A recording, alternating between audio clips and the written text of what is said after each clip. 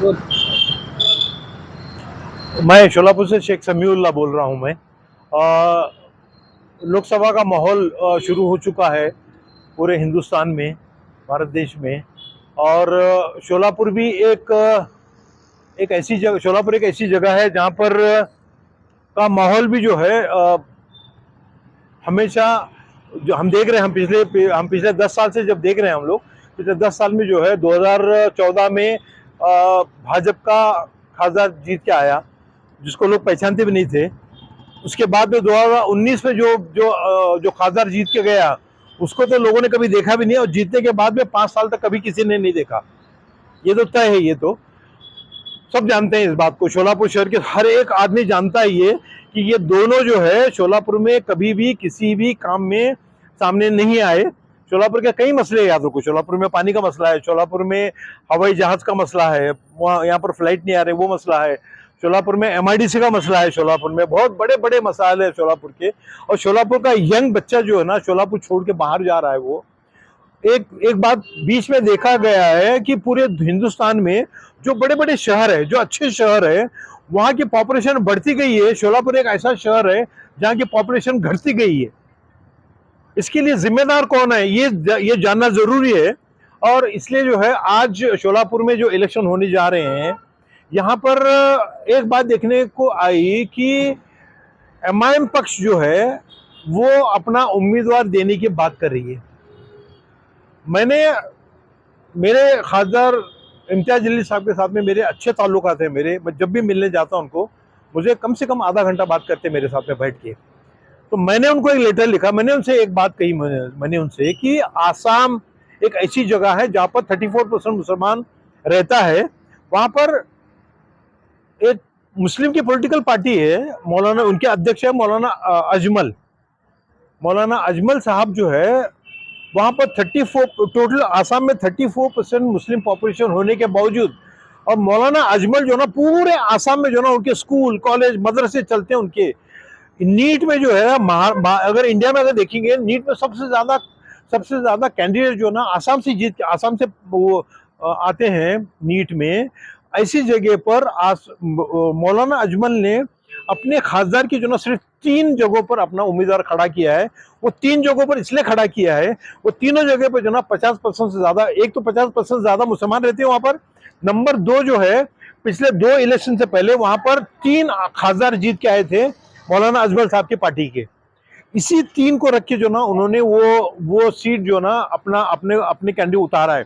बाकी जगहों पर मतलब टोटल आसाम में 14 खासदार की सीट होने के बावजूद सिर्फ 3 जगहों पर उतारा, 11 जगहों पर उतारा नहीं है। क्योंकि 11, एक बात याद रखो, 11 जगहों पर जो ना मुसलमान की पॉपुलेशन 20% से लेके 30% मुसलमान भी है, याद रखो 11 जगहों पर। उसके बावजूद जो ना उन्होंने एक अक्लमंदी का काम किया। इसके बावजूद कि कांग्रेस के राहुल गांधी ने अभी रिसेंटली जब आसाम गए थे, उस वक्त जो ना उन्होंने मौलाना अजमल के पार्टी को, मौलाना अजमल से कहा कि बाबा ये भाजपा की बी पार्टी है। उसके बावजूद जो ना मौलाना अजमल ने सिर्फ 3 जगहों पर उतारा है, और 11 जगहों पर कांग्रेस को बोला कि बाबा तुम जीत के आओ तुम वहां से।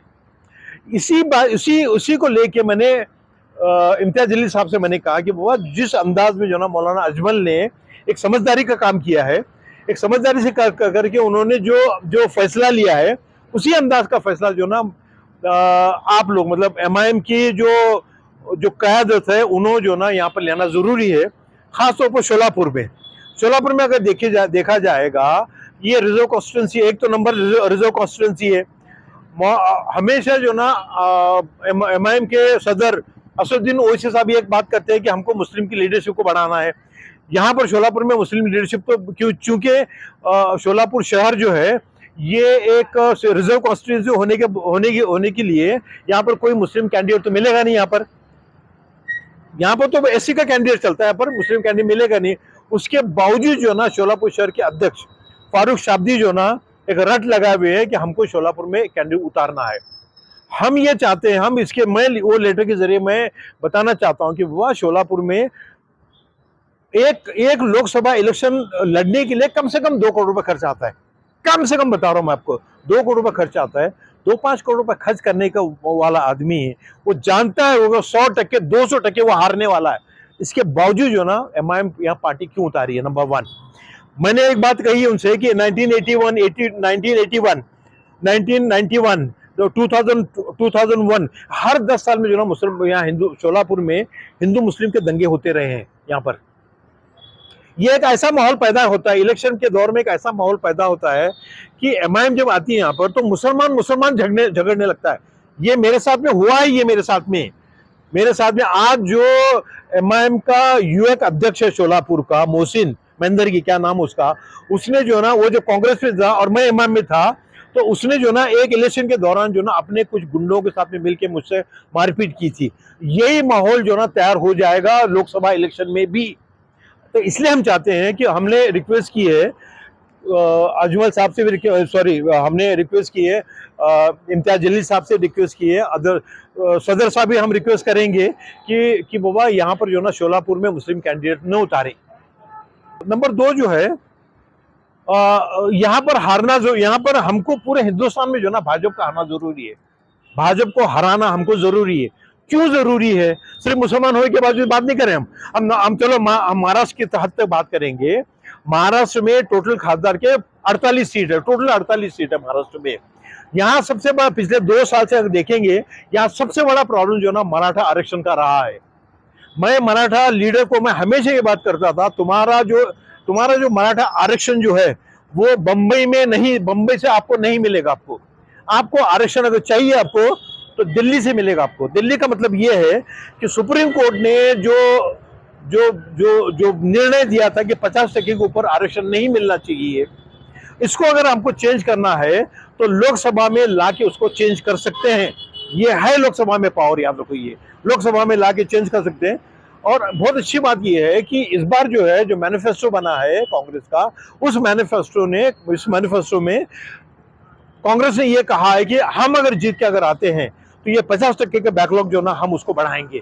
एक बहुत अच्छी बात है, याद रखो। मराठा समाज को इस बात को गौर फिक्र करना चाहिए इस बात को। और आने वाले जो इलेक्शन जो होने जा रहा है, लोकसभा का इलेक्शन जो होने जा रहा है, मुस्लिम समाज, दलित समाज, धनगर समाज और मराठा समाज, इन सब से मैं रिक्वेस्ट करता हूं कि ये लोग जो ना, इन लोगों ने जो ना आपको धोखा दिया है, आपको मुसलमानों को धोखा दिया है, दलितों को धोखा दिया है इन्होंने, मराठों को धोखा दिया है इन्होंने धनगर समाज को धोखा दिया है। इन सबको हम रिक्वेस्ट करते हैं कि वह आप लोग जो है आने वाले इलेक्शन में कम से कम महाराष्ट्र में जो 48 सीट है उसमें मैक्सिमम से मैक्सिमम जो ना भाजपा को हराने की कोशिश करें। जो भी आएगा पार्टी में, जो भी आएगा, जैसे शिवसेना, उद्धव साहब की शिवसेना है, उसके अंदर राष्ट्रवादी है, उसके अंदर कांग्रेस है, उसके अंदर आप किसी को वोट करो, लेकिन आप भाजपा को वोट मत करो। भाजपा एक मनुवादी पार्टी है, मनुस्मृति पर चलने वाली पार्टी है। वो कभी भी मराठों को, धनगर को रिजर्वेशन नहीं देगी। इसलिए मैं आपसे रिक्वेस्ट करता हूं मैं कि आप लोग जो है ना भाजपा को हराओ।